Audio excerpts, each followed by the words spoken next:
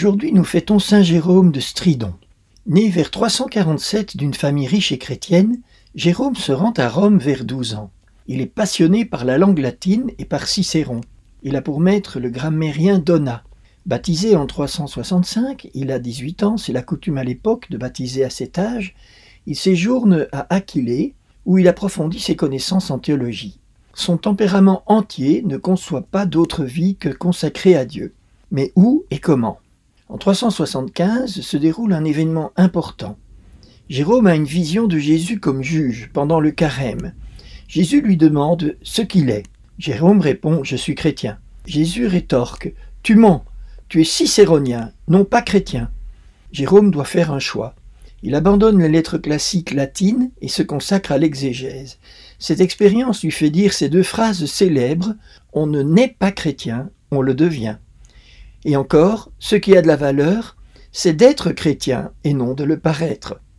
À la recherche de sa vocation, il passe ensuite 2 années dans le désert de Chalcis, en Syrie, où il vit comme ermite dans les privations et la contemplation, ainsi que dans la méditation amoureuse des Écritures.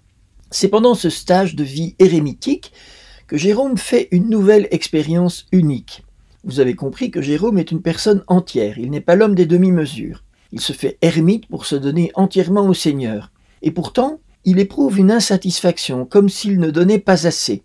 Alors Jésus lui apparaît sur la croix. « Jérôme, dit-il, qu'as-tu à me donner? Que vais-je recevoir de toi ?» Jérôme énonce une série de choses. Sa solitude, ses jeûnes, la faim, la soif, le fait qu'il ne mange qu'au coucher du soleil, etc. Mais Jésus semble insatisfait, il insiste. « Excellent Jérôme, je t'en remercie, je le sais que tu fais de ton mieux, mais as-tu encore autre chose à me donner ?»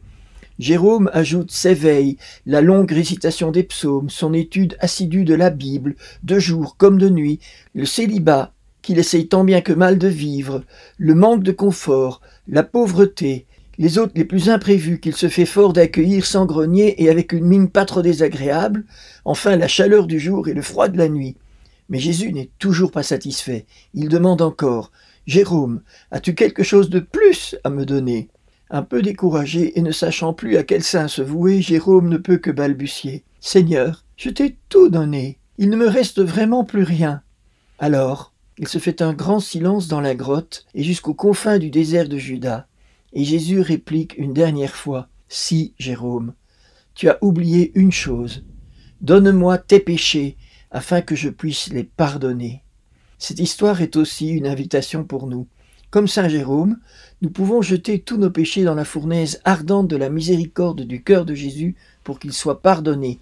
C'est honorer Jésus et lui rendre gloire que de lui donner l'occasion de nous pardonner. Jérôme apprend l'hébreu, il se consacre à l'exégèse. Il est ordonné prêtre, il se rend alors à Antioche, fameuse pour son école exégétique. Il y apprend le grec et l'hébreu. Il commence à cette époque à traduire les livres saints. Passant par Constantinople, il découvre l'exégèse d'Origène et se met sous la direction de saint Grégoire de Nazianze. Mais toujours indécis sur ce qu'il doit devenir, il retourne à Rome en 382. Là, sa grande culture fait de lui le secrétaire du pape saint Damase, qui a été pape entre 366 et 384. Il est chargé par le pape Damase d'établir un texte officiel de l'ancienne version latine de la Bible. À l'époque de Jérôme, le latin a pris le dessus sur le grec. Les gens simples parlaient davantage latin et ne comprenaient plus le grec et encore moins l'hébreu. Il fallait pouvoir disposer d'une traduction en latin. C'est à ce travail titanesque que s'est attelé Jérôme. À la mort du pape Damase, Jérôme doit quitter Rome où il s'est fait beaucoup d'ennemis à cause de son intransigeance.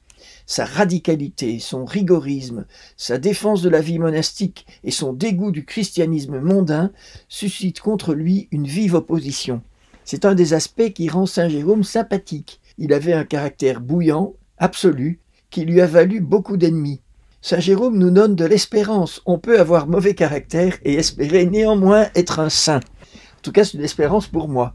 Comme il y a aussi beaucoup de succès auprès d'un certain nombre de laïcs, il quitte Rome avec un petit cercle de dames chrétiennes, des admiratrices inconditionnelles dont il est le père spirituel.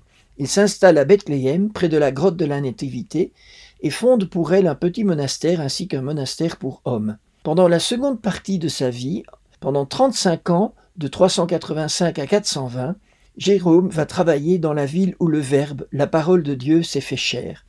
Il a trouvé le lieu de sa vocation. Il se consacre à l'étude de la Bible.